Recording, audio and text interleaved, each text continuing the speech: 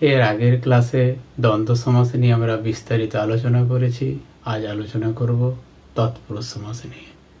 তবে সমাস পরিবারের সবচেয়ে বড় সদস্য হলো তৎপুরুষ সমাস, তাই একটি মাত্র ক্লাসে তৎপুরুষ সমাস সম্পূর্ণ আলোচনা সম্ভব নয়। তৎপুরুষ সমাস নিয়ে উৎসাহী ছাত্রছাত্রীদের কথা ভেবে আরও 5টি ক্লাস তৈরি করব। তবে তৎপুরুষ সমাসে যাওয়ার আগে কয়েকটি কথা বলে নেই যে এই বোর্ডের সব লেখাগুলো হয়তো পড়তে পারবে না, তার জন্য দুঃখিত। তবে বড় লেখাগুলো অবশ্যই পড়া যাবে, আর ছোটগুলো না পড়লেও হবে যদি বক্তব্যটা শুনে যাও মনোযোগ সহকারে, তাহলে আশা করি বোঝা যাবে এবং মূল পয়েন্টগুলো আশা করি অবশ্যই পড়া যাবে। এছাড়াও ভিডিও শেষে একটা স্ক্রিনশট দেওয়া থাকবে, সেখান থেকে আশা করি বুঝতে সুবিধা হবে। চলে আসি আলোচনায়। তৎপুরুষ সমাস শব্দটির ব্যুৎপত্তি হলো তদ যুক্ত প্রি ধাতু যুক্ত উস প্রত্যয়। এইভাবে আমরা তৎপুরুষ শব্দটি পেয়েছি। তৎপুরুষ শব্দটির অর্থ হলো সেই পুরুষ বা পরম পুরুষ বা আদি পুরুষ। অর্থ গেল, ব্যুৎপত্তি হলো। এরপর আসি ব্যাকরণগত দিক। কিন্তু ব্যাকরণে এই অর্থে ব্যবহৃত না হয়ে শব্দটি বিশেষ এক প্রকার সমাস বোঝাতে প্রযুক্ত হয়ে থাকে। যেমন বহুব্রীহি শব্দটি একটি বহুব্রীহি সমাসের নাম, আবার নিজেই একটি সমাসবদ্ধ পদ বহুব্রীহিতে যার, ঠিক সেই রকম তৎপুরুষ সমাসটিও বা তৎপুরুষ শব্দটিও একটি সমাসবদ্ধ পদ এবং এর বেশ বাক্য হবে তস্য পুরুষ, এবং সমাস নির্ণয় করলে হবে সম্বন্ধ তৎপুরুষ। আগে বলা হতো ষষ্ঠী তৎপুরুষ বা সংস্কৃত নিয়ম অনুসারে ষষ্ঠী তৎপুরুষ, কারণ সম্বন্ধ পদের বিভক্তি র লোপ পেয়ে এই সমাসবদ্ধ পদটি সৃষ্টি হয়েছে। এই সমাসের সাপেক্ষে অর্থ দাঁড়াচ্ছে তার পুরুষ বা তার সম্পর্কীয় পুরুষ। এটা বোঝা গেল। এরপর আসি সংস্কৃতে কি বলা হয়। সংস্কৃতে বলা হয় উত্তর ও পদার্থ প্রধান তৎপুরুষ, অর্থাৎ যে সমাসে উত্তর পদ বা পরপদের অর্থ প্রধান রূপে বিবেচিত হয় বা প্রতীয়মান হয়, তাই হচ্ছে তৎপুরুষ সমাস। ইংরেজিতে বলা যেতে পারে ডিটারমিনেটিভ কম্পাউন্ড। এরপর আসি বৈশিষ্ট্যে। কতগুলো বৈশিষ্ট্য নিরূপণ করেছি বোঝার সুবিধার জন্য। শব্দটি ব্যাস বাক্য অনুযায়ী নিজেই সম্বন্ধ তৎপুরুষের অন্তর্গত, এটা বোঝা যাচ্ছে, কারণ তৎপুরুষ তস্য পুরুষ, এটা সম্বন্ধ তৎপুরুষের অন্তর্গত, সেই কথাই বলা হয়েছে 1 নম্বর বৈশিষ্ট্যে। পূর্বপদে র বিভক্তি লোপের দ্বারা নিষ্পন্ন শব্দের সংখ্যা বেশি বলে এই জাতীয় নাম। এই বৈশিষ্ট্যটা বুঝতে গেলে এখানে চলে আসি। এখানে যে আমরা প্রায় 14 প্রকার তৎপুরুষ সমাসের শ্রেণীবিভাগ দেখতে পাচ্ছি।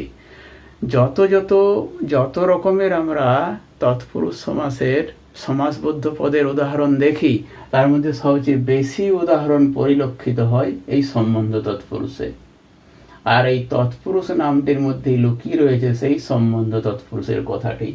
সেই কারণে অনেক ব্যাকরণবিদ এই রকম কথাটা বলে থাকেন যে পূর্বপদের র বিভক্তি লোপের দ্বারা নিষ্পন্ন শব্দের সংখ্যা বেশি বলে, অর্থাৎ সম্বন্ধ তৎপুরুষ জাতীয় সমাসবদ্ধ শব্দের সংখ্যা বেশি বলে, তাই নামটা যেন হয়েছে তৎপুরুষ। সাধারণত পূর্বপদের বিভক্তি ও অনুসর্গ দ্বারা সমাস নির্গত হলেও পরপদের অর্থ প্রাধান্য ঘটে থাকে এই সমাসে। যেমন দ্বন্দ্ব সমাসে আমরা দেখেছিলাম 2 এর বেশি পদে দ্বন্দ্ব সমাস হয়ে থাকে, ততোধিক পদে, কিন্তু তৎপুরুষ সাধারণত 2 পদেই হয়ে থাকে। সহযোগী পদের কথা বাদ দিয়ে বলছি, 2টি পদে সমাস হয়। এই 2টি পদে বিশেষ্য হতে পারে, কখনো কখনো বিশেষণ বা ক্রিয়া বিশেষণ হয়ে থাকে। এই তো গেল বৈশিষ্ট্যের কথা। এরপর আসি সংজ্ঞাতে। যে সমাসে দ্বিতীয় পদটি প্রথম পদের লুপ্তকারকের হেতুস্বরূপ তাহাকে তৎপুরুষ সমাস বলে। এই সংজ্ঞাটি দিয়েছেন সুনীতি কুমার চট্টোপাধ্যায়। এরপর আমরা প্রচলিত ব্যাকরণ বইগুলোতে যে সংজ্ঞা পড়ে থাকি সাধারণত সেই সংজ্ঞায় আসি। যে সমাসে পূর্বপদের বিভক্তি বা অনুসর্গ লোপ পায় এবং পরপদের অর্থ প্রাধান্য ঘটে তাকে তৎপুরুষ সমাস বলে। যেমন গাছে পাকা সমান গাছ পাকা। এখানে দেখছি দুটো শব্দ গাছ পাকা, কিন্তু ব্যাস বাক্য যখন নির্ণয় হয়েছে তখন গাছ শব্দের সাথে এ বিভক্তি যুক্ত হয়েছে, আর এই এ বিভক্তিটি লোপ পেয়েছে সমাসবদ্ধ পদে, এবং গাছে পাকা ব্যাস বাক্য থেকে সমাসবদ্ধ পদ পেয়েছি গাছ পাকা। এইভাবে সমাসবদ্ধ পদটা পেলাম প্রথম পদের বিভক্তি লোপ ঘটিয়ে। শ্রেণী বিভাগ। পূর্বপদের বিভক্তি অনুসর্গ লোপ অনুসারে তৎপুরুষ সমাসকে আমরা সাধারণত 6 ভাগে ভাগ করতে পারি। কর্ম তৎপুরুষ, করণ তৎপুরুষ, অপাদান তৎপুরুষ, অধিকরণ তৎপুরুষ, নিমিত্ত তৎপুরুষ, সম্বন্ধ তৎপুরুষ। যখন আমরা কারক পড়ে থাকি তখন সাধারণত আমরা সম্বন্ধ পদকে অকারক বলে থাকি, কিন্তু এখানে আমরা সম্বন্ধকেও কারক জাতীয় তৎপুরুষ সমাসের মধ্যে ধরছি। এছাড়াও না সূচক অব্যয় লুপ্ত হয়ে এবং উপপদকে আশ্রয় করে আরো 2 প্রকার তৎপুরুষ সমাস পাই, না তৎপুরুষ ও উপপদ তৎপুরুষ। এছাড়াও রয়েছে ক্রিয়া বিশেষণ তৎপুরুষ, ব্যক্তি তৎপুরুষ, প্রাদি বা উপসর্গ তৎপুরুষ, অলপ তৎপুরুষ। এই 12 প্রকার ছাড়াও আরো 2 প্রকারের সূক্ষ্ম ভাগ আমরা তৎপুরুষ সমাস নিয়ে করতে পারি। সেই 2 প্রকার হলো কুতৎপুরুষ ও একদেশী তৎপুরুষ। এই তো হলো শ্রেণী বিভাগ। এরপর আমরা প্রত্যেকটার সংজ্ঞা উদাহরণ বোঝার চেষ্টা করি। চলে আসি কর্ম তৎপুরুষ সমাসে।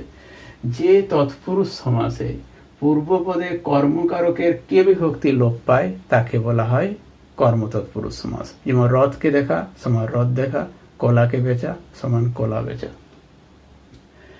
সাধারণত কারক নিয়ে সমাস হচ্ছে, কিন্তু কর্তৃকারক এখানে প্রাধান্য পায় না, প্রথমা বিভক্তি দিয়ে কিছু হয় না, কর্মকারক থেকে শুরু হয়েছে। করণ তৎপুরুষ, প্রথমের সংজ্ঞাটা মনে থাকলেই পরের সংজ্ঞাগুলো সহজেই নির্ণয় করা যাবে। যে তৎপুরুষ সমাসের পূর্বপদে করণ কারকের বিভক্তি, কিন্তু করণ কারক আমরা জানি শুধু বিভক্তি প্রধান নয়, অনুসর্গ প্রধান কারক। সেই জন্য সংজ্ঞাতে বিভক্তির সাথে আরেকটা শব্দ যোগ করব। বিভক্তি বা অনুসর্গ লোপ পায় তাকে আমরা বলি করণ তৎপুরুষ। যেমন শস্যের দ্বারা পূর্ণ, শস্যপূর্ণ। এরপর চলে আসি অপাদান তৎপুরুষ সমাসে। যে তৎপুরুষ সমাসে পূর্বপদে অপাদান কারক হচ্ছে অনুসর্গ প্রধান, সেই জন্য বলবো বিভক্তি বা অনুসর্গ লোপ পায় তাকে আমরা বলি অপাদান তৎপুরুষ। যেমন ঘর থেকে পালানো, ঘর পালানো, বিলেত থেকে ফেরত, বিলেত ফেরত। অধিকরণ তৎপুরুষ। যে তৎপুরুষ সমাসের পূর্বপদে অধিকরণের এতে এতে এই বিভক্তিগুলি লোপ পায় তাকে আমরা বলি অধিকরণ তৎপুরুষ সমাস। যেমন রাতে কানা, রাত কানা, গাছে পাকা, গাছ পাকা। এগুলো হচ্ছে অধিকরণ তৎপুরুষ সমাসের উদাহরণ। এরপর চলে আসি নিমিত্ত তৎপুরুষ সমাসে। যে তৎপুরুষ সমাসের পূর্বপদে নিমিত্তবাচক শব্দ থাকে, নিমিত্ত জন্য, এবং এই শব্দগুলো লোপ পেয়ে সমাসবদ্ধ পদটি গড়ে ওঠে, সেইগুলোকে আমরা বলে থাকি নিমিত্তবাচক তৎপুরুষ সমাস। যেমন রান্নার নিমিত্ত ঘর, রান্নাঘর, শয়নের জন্য ঘর, শয়ন ঘর।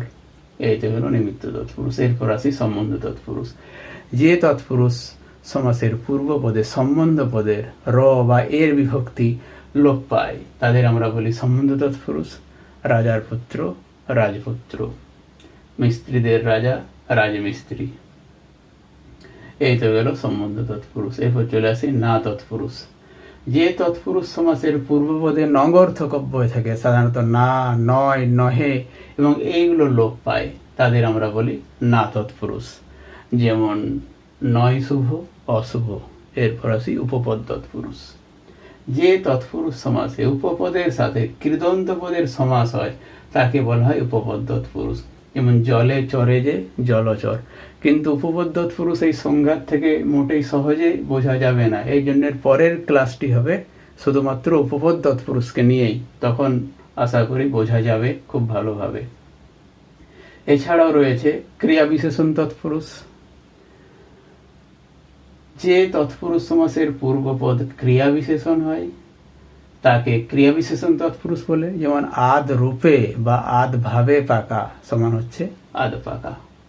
এরপর চলে আসি ব্যাপ্তি তৎপুরুষ। ব্যাপ্তি শব্দের অর্থ বিস্তার।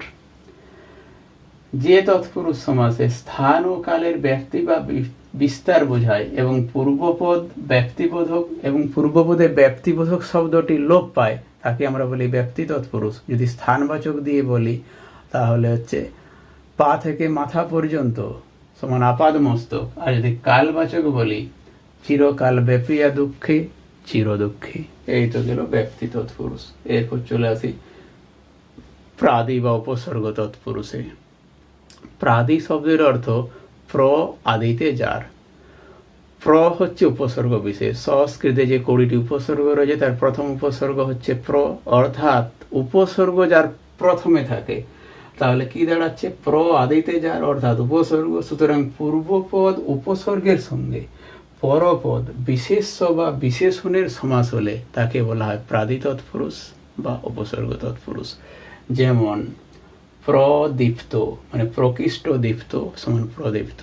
প্রভাত প্রকৃষ্ট রূপে ভাত বা জ্যোতি বা উজ্জ্বল সমান হচ্ছে প্রভাত। এরপর আসি অলোপ তৎপুরুষ। সাধারণত আমরা দেখছি তৎপুরুষ সমাসে পূর্বপদের বিভক্তি লোপ পায়, কিন্তু অলোপ সমাসের মূল নিয়মই হচ্ছে বিভক্তি লোপ না পাওয়া। এখানেও ঠিক তাই।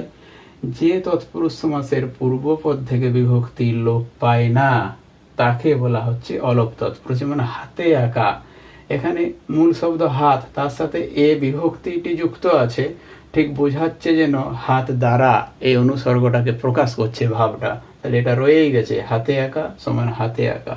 তাই এটা হচ্ছে অলোপ তৎপুরুষের উদাহরণ। এবার আসি কু তৎপুরুষ। যদিও কু এক প্রকার উপসর্গ, যখন উপসর্গ তৎপুরুষ পড়ব ডিটেলসে তখন আরো ভালো করে জানা যাবে, কিন্তু তবুও কু সংস্কৃতে কু হচ্ছে বিশেষ এক প্রকার উপসর্গ। সেই সংস্কৃত কু উপসর্গটি যখন বাংলা শব্দে প্রথমে বসে পূর্বপদে বসে তৎপুরুষ সমাস সৃষ্টি করলে তাদের আমরা বলে থাকি কু তৎপুরুষ। যেমন কুদৃষ্টি অর্থাৎ খারাপ দৃষ্টি, কুদৃষ্টি, কু নজর খারাপ নজর, কু মাতা খারাপ মাতা, এই অর্থে ব্যবহৃত হয়ে থাকে। একদেশী তৎপুরুষ।